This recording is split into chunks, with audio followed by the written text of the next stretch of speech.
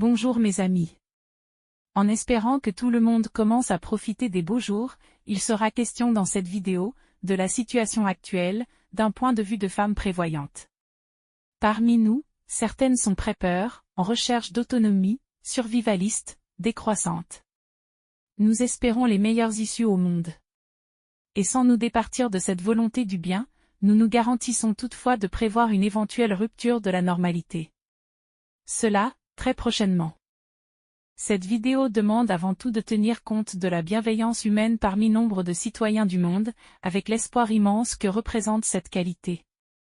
Il est impératif de privilégier les raisons du cœur, et de les encourager, les propager autant que nous le pouvons, car elles font partie des réponses les plus efficaces à l'idiocratie vers laquelle quiconque tente d'embarquer nos générations. Cette intelligence du cœur ne demande donc pas de se promener avec une fleur épinglée au soutien-gorge ni se laisser dévorer toute crue. Simplement, elle sait ce qui est bon et ce que l'on doit écarter. Tout n'est pas perdu, il s'agit de lucidité. Nous toutes, pressentons un cap prochain, à franchir. Notre société vit sur un point de bascule important. Il ne concerne pas l'avenir. Il est actuel. Nous vivons juste dessus. Une forme de régression économique pendant une avancée de progrès technique, et qui a commencé depuis de nombreuses années, puis est devenue plus visible, plus perceptible, jusqu'à peser sur nos vies de tous les jours, ne serait-ce qu'avec les réformes que nous avons connues. Et ce point de bascule va s'accélérer probablement pendant et après les Jeux Olympiques de cette année 2024 à Paris. Paris, dont les préparatifs font de cette ville une forteresse. Ces préparatifs sécuritaires représentent un investissement énorme, et il est normal de penser que ce n'est pas pour tout démonter au lendemain des Jeux Olympiques. Et partout, le monde, la population entière, voit cette chose s'installer, dans une explosion de couleurs, de paillettes, de faisceaux de lumière, comme une gigantesque fête foraine. La communication publicitaire affiche les sportifs que nous admirons. Et cette image de fierté, nous l'associons instinctivement à tant de volonté qu'il a fallu pour en arriver là, à la vertu que requiert leur performance. La fierté nous entraîne naturellement vers une adhésion instinctive à sa cause. Pourtant, derrière les feux de la rampe, la fierté brusquement nous semble compromise, reléguée, au détriment d'une incroyable ligne Maginot revisitée. Comment cette fête, cette attraction mondiale, peut-elle s'accommoder d'une résilience drastique, jusqu'au pas à pas des habitants, jusqu'à devoir présenter un QR code ou ses papiers d'identité à un militaire lors de tout déplacement d'un quartier à un autre? Certaines parmi nous qui résidaient à Paris, allaient vivre ces journées dans une étrange anticipation de la ville de 5 minutes. Il est vrai que nos militaires français ont su assurer la sécurité dans les gares lors du plan Vigipirate. Ils étaient là aussi sur les places publiques, et à l'entrée des lieux de culte, et devant les ambassades, ainsi qu'en toutes circonstances. Pourtant nous en sommes à avoir à des militaires allemands pour sécuriser Paris, et cela demeure incompréhensible. La réforme du Code de la défense indique un accord de coopération inédit des armées, mais en temps de guerre. Sachant que cette coopération se réservait à d'éventuels temps de guerre, dans une Europe dont on nous avait quand même affirmé le devoir pacifique, il y a de quoi se demander ce que demain nous réserve. Par conséquent, toute femme prévoyante envisage une nécessaire réactivité à des événements ultérieurs. Quelle qu'en soit l'étincelle, nous savons le chaos inévitable que l'on nous laisse pressentir. Ce chaos peut venir de noyaux civils, initiés par l'austérité et les disparités de classe. Mais aussi selon les élections européennes, la colère paysanne pourrait remonter sur Bruxelles. Car le point de bascule sur lequel nous nous trouvons, concerne aussi l'économie du pays dans un contexte géopolitique entrelacé, et avec des répercussions pour chaque citoyen.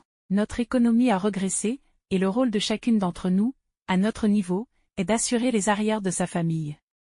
Beaucoup se sont débancarisés, ce qui représente également une vive protestation contre l'ingérence bancaire chaque fois que vous avez voulu retirer du cash. C'est que, vous comprenez, vous pourriez être une terroriste, et donc on trouve impossible de vous verser le cash qui vous appartient. Oui, avec votre caddie de course et votre sac de croquettes à chat, et alors vous les survivalistes, les calamity Jane de demain, aller retirer 100 balles c'est déjà aller trafiquer dans le whisky. Et pourtant, nous sommes dans un pays où tout homme est présumé innocent jusqu'à ce qu'il soit reconnu coupable, mais la présomption d'innocence ne fonctionne qu'en certains cas. Qui sait, au hasard, disons le viol peut-être. Réellement nous avons espoir que les élections prochaines trouvent des pacificateurs. Des porte-paroles capables d'éradiquer la menace d'une guerre mondiale. Et par déduction, juste après les Jeux Olympiques et après les élections américaines, le conflit Russie-Ukraine se résoudra avec des négociations, dépendant des interlocuteurs que la Russie aura devant elle. Si les élections, des deux côtés de nos continents ne changent rien, le conflit Russie-Ukraine s'intensifiera car souvenez-vous de cette phrase prononcée par Joe Biden, jusqu'au dernier Ukrainien. L'Ukraine risque bien d'utiliser des armes qui provoqueront sa propre invasion. La date n'est pas difficile à anticiper, après les dernières élections américaines et un temps de négociation. Disons 2 ou 3 mois, un jour de janvier le moins favorable aux drones. Cela nous donne janvier 2025 à peu près, ou autour du 15 février. Pourquoi le 15 février? Parce que s'il faut environ 2 mois pour négocier, j'y ajoute aussi les fêtes de Noël. Cette date à peu près, sera un pas de géant, dans un sens ou dans l'autre. Prévoyez peut-être 3 à 5 pièces de 10 francs ou de 50 francs Hercule en argent. Ou bien une pièce en or, quoique celle-ci coûte cher. Attention, en aucun cas, n'achetez une pièce sur Internet. Regardez les boutiques spécialisées dans ces ventes. Comme on dit que tout ce qui brille n'est pas d'or, les sites où vous trouverez un canapé, un pantalon et une pièce de monnaie sont à éviter en ce dernier domaine. Puis, vous ne paierez pas le caddie de course avec cette pièce? Vous pourrez la porter au clou.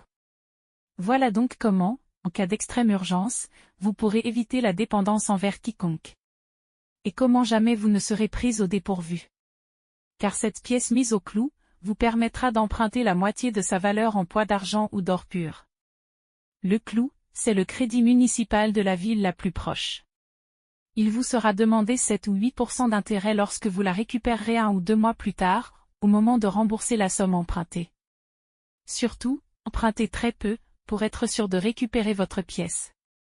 Alors, vous n'avez rien mendié aux banques, qui de leur côté sont très frileuses, et vous n'avez pas attendu 3 semaines pour un crédit conso à 6%. C'est simple, rapide, imparable. Il s'agit donc là de la pire des éventualités après Noël. Je ne pense pas qu'il faille partir s'abriter dans un trou ni de traverser le désert. Pas avant une autre réaction. La réaction d'un pays très voisin au nôtre. Nous en parlerons plus tard si le moindre frémissement diplomatique nous presse d'en tirer cette leçon. Mais les pénuries, voire le défaut de cash, cela peut exister. Cela va exister. Nombre de youtubeurs rapportent cette histoire des années 40 où l'Allemagne, pays ruiné par la guerre, achetait le pain, avec des quantités de billets devenus inutiles. Les étudiants étrangers ont remarqué en même temps l'incroyable braderie immobilière de Berlin, et ils ont prévenu leurs parents pour rapporter des pièces d'or de leur pays, en vue d'acquérir une maison avec 7 ou 8 onces d'or. S'ils ont payé en pièces d'or, c'est parce que le cash ne valait plus rien. Certes de nos jours en France en temps de guerre ceci ne serait pas possible, puisque le moindre objet de valeur peut participer à la réquisition en faveur des dépenses militaires de l'Ukraine. Et, si guerre il y avait, nous n'aurions pas le temps de décrépitude que l'Allemagne a connu dans les années 40. Ni le temps de vendre une maison contre quelques pièces d'or. Dans vos dispositions pensez à tout cela. Et par prudence il vaut mieux conserver un doute sur la valeur du cash en euros. Voyez-vous, on nous apprend qu'une entreprise doit sauver son budget en toutes circonstances. Et on nous apprend aussi depuis des années, qu'un foyer est en quelque sorte une entreprise dont il faut gérer le budget. Si votre foyer est une entreprise, sauvez les biens et la famille de cette merveilleuse entreprise. Entre sauver sa famille et être conspué pour n'avoir pas assez participé aux dépenses d'État, ou bien de l'autre côté donner vos 5 pièces d'argent pour être avili du doux nom d'assister si par la suite vous êtes en difficulté, le choix est vite fait.